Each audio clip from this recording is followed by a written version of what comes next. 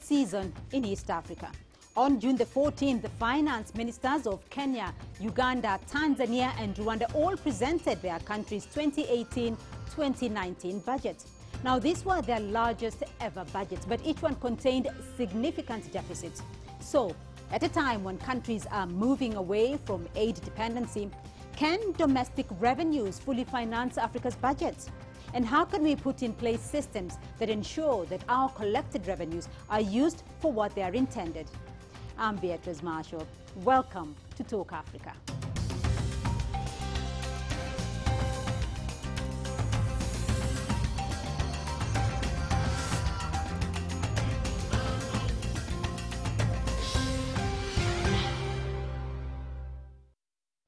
Africa's largest economies are Nigeria, South Africa and Egypt.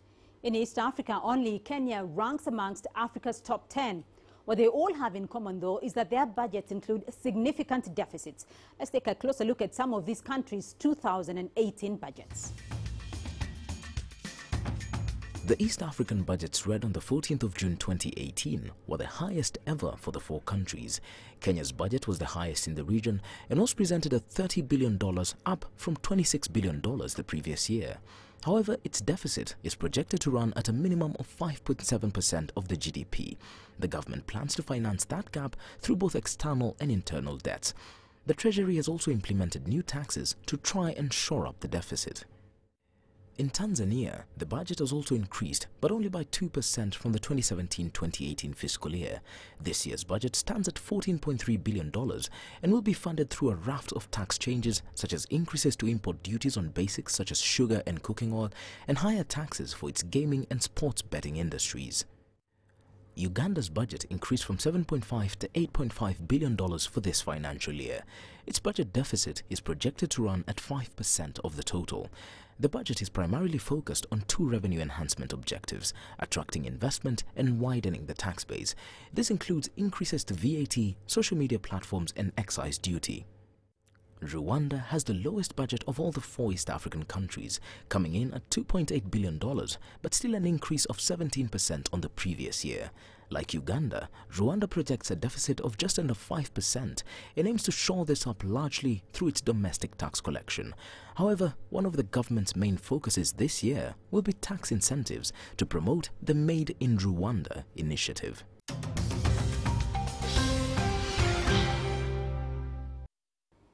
Well, joining me to analyze this from Johannesburg, Ian Cruikshanks. He's the chief economist at the South African Institute of Race Relations. And from Brussels, Bruce Byers. He's a senior policy officer at ECDPM, the European Centre for Development Policy Management. To you both, gentlemen, thank you very much for joining us on Talk Africa. I'll start off with you, Ian. East African countries recently presented their budgets for the fiscal year 2018-2019. A small breakdown here: $30 billion for Kenya with a deficit of $4 billion, $14 billion for Tanzania with a deficit at 3.2% of their GDP, $7.5 billion for Uganda and $2.4 billion for Rwanda. All budgets, however, are showing high budget deficits. Why do these countries have such high budget deficits? Ian? Well, I think, first of all, the capital isn't available in their own country at the government's disposal. So they have to borrow capital in order to create an asset in which they can get earnings, which they can grow the economy as a whole. And I think that that's understandable. It's not necessarily to be criticized. You know, very few new business operations, new government operations, have capital set up in advance. It has to be advanced by those who are capital rich to those who are capital hungry, and I think that this is the case here. And it's understandable, and I think that as long as they don't let those ratios, which you mentioned, which are a bit on the high side by global standards, by first world standards, but these aren't first world countries. They are developing countries, emerging markets, and so have to borrow capital, and I think that that way, at least if they do that, they can move ahead the process of growing their own economies, and that I think is admirable. Right, Bruce, your thoughts on that? Well, I think one of the key points that Ian just said was that the investment then needs to raise earnings that the government can then sort of capture. So I think the point really is about taxation and the taxation system that's in place. So it's feasible to take out large deficits and to borrow, but borrowing also implies repaying. And in order to repay, a government essentially needs to create enough growth with those investments that their tax system can actually capture enough to pay back. And that's where perhaps one of the weaknesses is in some of the countries that we're talking about, in East Africa but elsewhere, that the tax administration has great difficulty in capturing this growth and turning it into government revenues that can then be used to keep the debt sustainable. Right, but Bruce, you talk about expanding the growth, though. Where are we expecting the growth to come from to, to fund like the $30 billion budgets for Kenya, for instance? Where are we expecting that growth? And even looking at a situation like Mozambique, where you worked in a country you were involved with before, where do we expect that growth to come from? Well, I mean, I took a quick look also at the budget for Kenya, and I see that there's been two main focal areas. I mean, the discourse or the political speech was about creating jobs, which implies doing things in order to help companies, enterprises to grow and expand. And the other big spending area is on infrastructure. And I think what becomes interesting, if you think of infrastructure, then it means by investing in that infrastructure, you're assuming that by lowering the prices or making it easier for markets to integrate or for people to get to market and sell their wares, that there will be more economic activity, there will be more willingness to invest.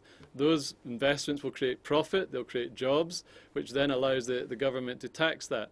But I think my concern within this is that link between the infrastructure, let's say, and the revenues created isn't actually very solid if you take into account a relatively weak tax administration.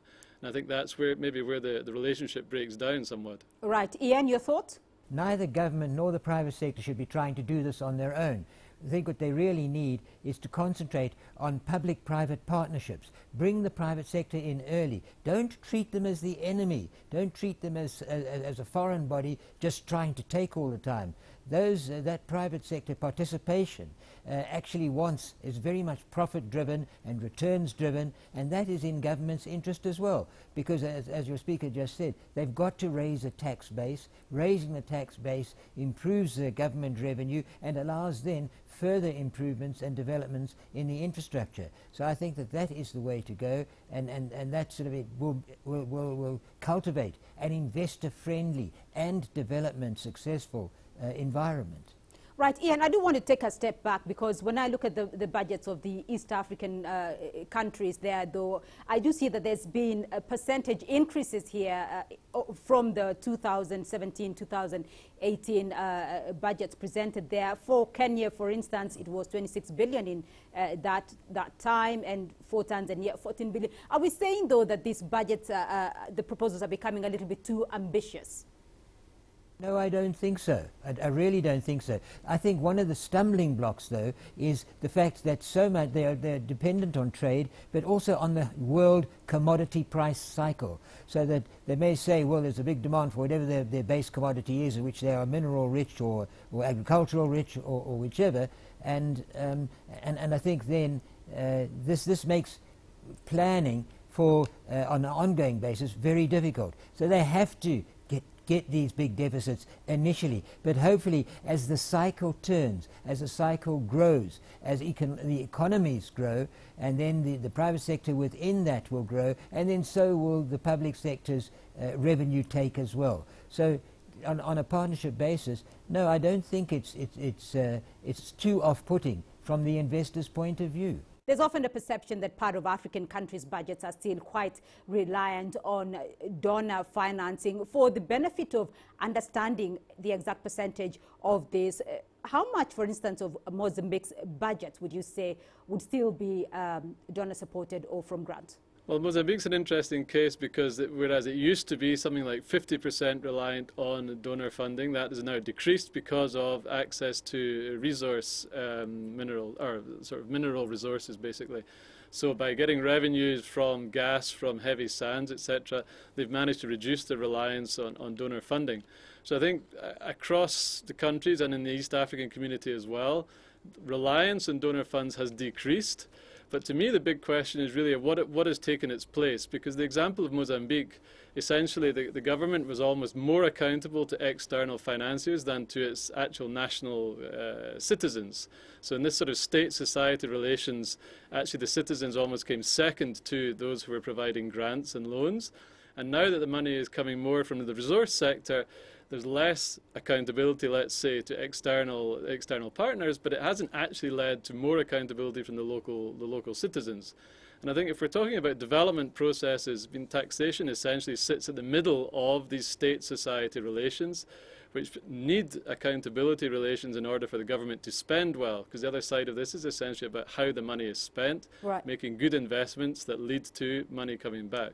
Right. Ian, your thoughts, though, because are we still seeing much reliance on donor funding, though, because Mozambique's case, as Bruce has mentioned, is quite a unique one. Are we still seeing across the continent, though, much reliance on donor financing?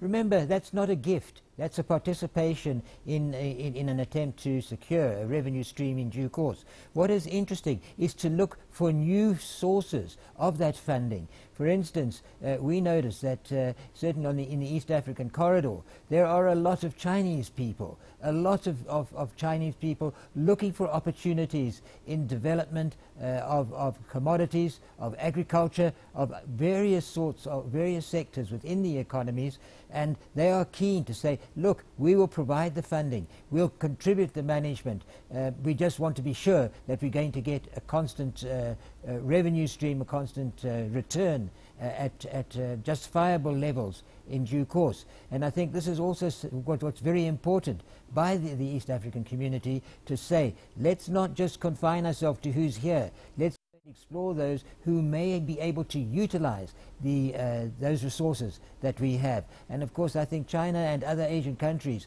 are an excellent first stop to attend to. Right.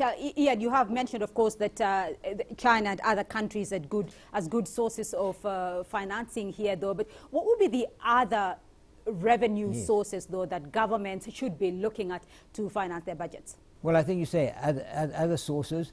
Really let the private sector do as much as possible on their own.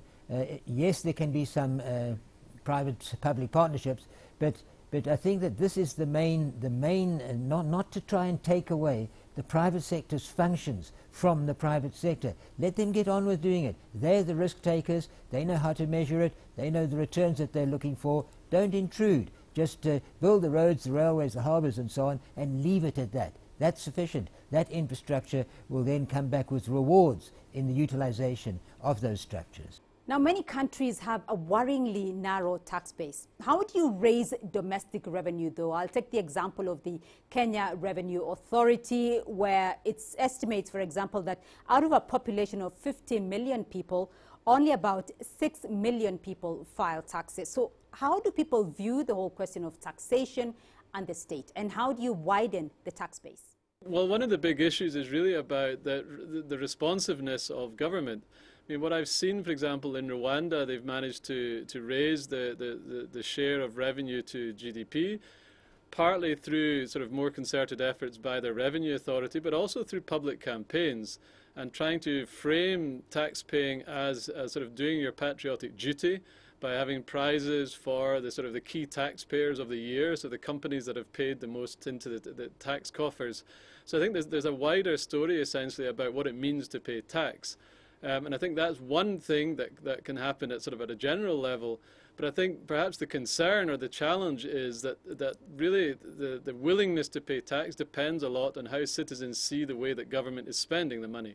And if there's not a sense that it's being spent well, then of course there's more reticence. And where in countries where it's easier, let's say, to avoid, then people can basically choose to avoid the tax net if they don't think that the money is going to contribute to something. Right. Ian, widening the tax bracket, is there a challenge there for governments?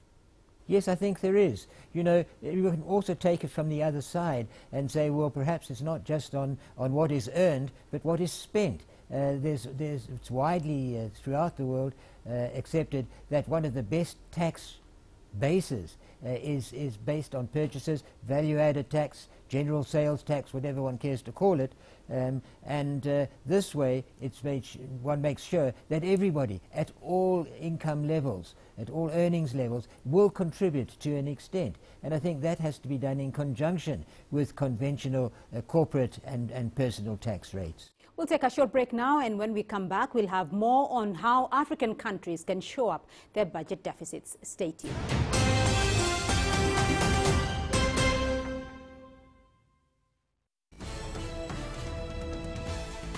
China Global Television Network. From broadcast centers in Beijing, Washington and Nairobi. A unique global perspective. 6 channels and a video content service. News when you want it and where you want it. On TV screens, websites, mobile platforms and social media. CGTN. See the difference.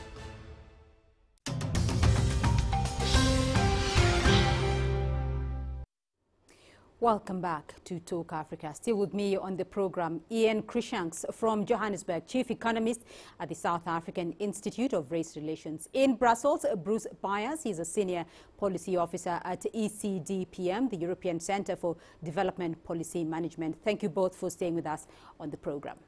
There are issues and there are reports that Africa still and does continue to lose a lot of money, something like $50 billion, though, every year in illicit financial flows, another $50 billion in corruption. So apart from the citizens' willingness to pay taxes, though, there needs to be a sense of accountability from in governance as well. How do you ensure accountability when there are these large numbers of illicit tax, financial flows leaving the continent? I think what is important is that it has been seen in certain countries where they've had really quite convoluted tax bases, tax structures. And what they've discovered afterwards is the taxpayers, potential taxpayers, spend more time trying to avoid the tax than actually earning the necessary to pay the tax. Rather just say, we'll have one flat tax rate at a relatively low level. We'll make it simple, and then we find that the participants in the economy at all levels say, oh, I can live with a 15% or a 20% total tax rate, just let me then go on and look after the other 80 or 85% of my revenue, and let's draw a definite line between these two methods of earning tax, and I think that simplifying it is likely to make it far easier and far more productive, and develop that willingness of all concerned to be there clear to paying it and the benefits. But it's got to be seen, government has got to be seen to be investing those funds and to be growing the potential for the private sector to earn the profits and revenues to contribute once again in that circle. Right, Bruce? What Ian's mentioning is this combination, I think, that's necessary between tax policy and tax administration. So, of course, the more complex the tax regulations, the harder it is to comply. But then what that means is that, there needs to be an element of carrot and stick. So, of course, there needs to be enforcement. If people are found not to be compliant, then there needs to be a risk to being non-compliant. But I think a good example that I knew about from the past was even in the South African case, where the revenue service there essentially saw itself as kind of providing a facilitative role and helping do capacity building in some respects for people to be able to pay tax. Of course, there comes a point where once you've had this sort of capacity building, then the enforcement needs to become a bit stricter. But I think very often what happens, and this comes to my examples from Mozambique, was the pressure to push up revenue led to the tax administration to seek revenues from firms themselves, essentially looking for ways that the complexity of the tax rules meant that very few firms were actually able to be compliant. So Ian's point about sort of simplifying the taxes, I think, is a good way of diversifying the base. And that also goes indeed for thinking about small-scale taxpayers. One of the arguments often made is that people who are not in the tax loop at all, therefore don't really have any expectations from government. So even if it's for small informal traders to have some kind of almost symbolic contribution into sort of the tax net, right, via having a tax number, which then allows a sort of a part of identity, that can also create something of a positive cycle. Right. So, Ian, we are seeing a rising deficit levels here, but it is not a unique situation to Africa alone. And there are definitely some internal financial problems. But if you look at South Africa's case, though, in 2000, South Africa's budget did not have a deficit. So how did they do it at that time? The situation was different. You know, from the early 2000s, there was a global commodity price boom. That made it relatively easy, simple for the South African economy to be able to earn the revenue, to contribute to government in a constant tax base, and government hadn't got used to seeing that. But once that carried on for a few years, they then assumed that that commodity price cycle was going to stay at a high level, and this was a regrettable mistake, I think, and because spending carried on, assuming those higher earnings levels from higher commodity prices, and when we got to the 2008 commodity price cycle bust, then of course the revenues weren't there anymore, and that has led to a lot of problems, a lot of increases in budget deficits, and the problems of financing them. So it's a question of saying, don't spend before you've actually earned the revenue.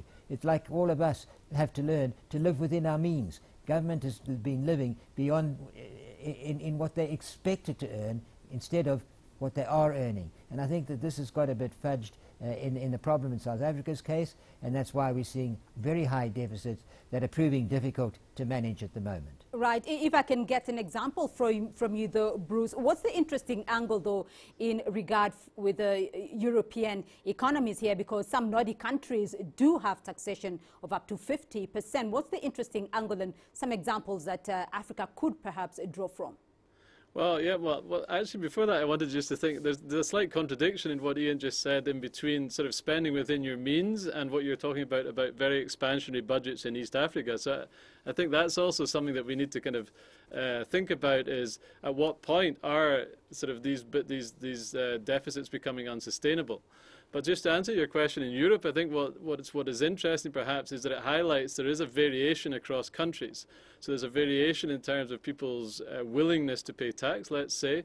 So you have the Scandinavian countries where the taxes are extremely high, but with an extremely strong set of social services. So 50% sort of GDP is spent via the government.